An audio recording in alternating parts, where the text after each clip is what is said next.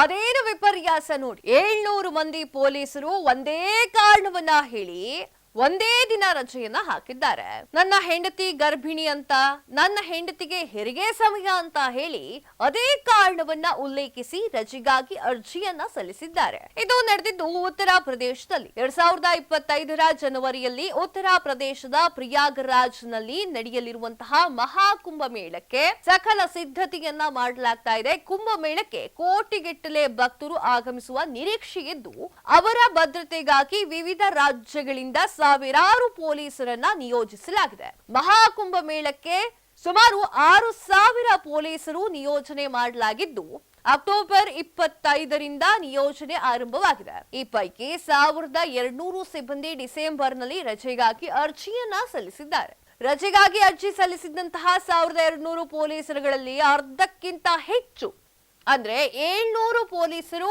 ಒಂದೇ ಕಾರಣವನ್ನ ಉಲ್ಲೇಖ ಮಾಡಿದ್ದಾರೆ. ಅವರ ಪತ್ನಿಯ ಹೆರಿಗೆ ಅಥವಾ ಅನಾರೋಗ್ಯದ ಕಾರಣವನ್ನ ನೀಡಿ ರಜೆಯನ್ನ ಕೇಳಿದ್ದಾರೆ.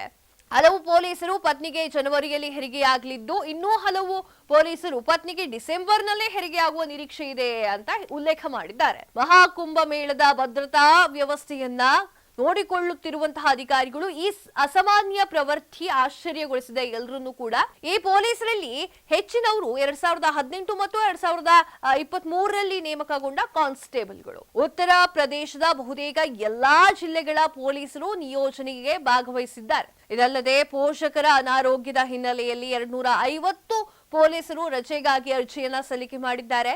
ಇತರರು ಸಂಬಂಧಿಕರ ಸಾವಿನ ನಂತರ ಅಂದ್ರೆ 13ನೇ ದಿನದ ಸಮಾರಂಭ ಅಥವಾ ಅಂತಹುದೇ ಕಾರ್ಯಕ್ರಮಗಳಿಗೆ ಹಾಜರಾಗುವಂತಹ ವಿವಿಧ ಕಾರಣಗಳಿಗಾಗಿ ರಜೆಯನ್ನ ಕೋರಿದ್ದಾರೆ. ಮಹಾಕುಂಭ ಮೇಳವು ಜನವರಿ 13ರಂದು ಪೌಷ ಪೌರ್ಣಿಮಾ ಸ್ನಾನದೊಂದಿಗೆ ಪ್ರಾರಂಭವಾಗುತ್ತದೆ. ಫೆಬ್ರವರಿ 26ರಂದು ಕುಂಭಮೇಳ ಮುಕ್ತಾಯವಾಗುತ್ತದೆ. ಈ ಪ್ರಮುಖ ಕಾರ್ಯಕ್ರಮವು 2019ರ ಕುಂಭ ಮೇಳದಲ್ಲಿ ದಾಖಲಾಗಿದ್ದಂತಹ 25 ಕೋಟಿ ಜನರನ್ನ ಮೀರಿಸಿ 40 ಕೋಟಿ ಭಕ್ತರನ್ನ ಆಕರ್ಷಿಸುವಂತಹ ನಿರೀಕ್ಷೆಗಳು ಕೂಡ ಹೆಚ್ಚಾಗಿ ಕಾಣಿಸ್ತಾ ಇದೆ.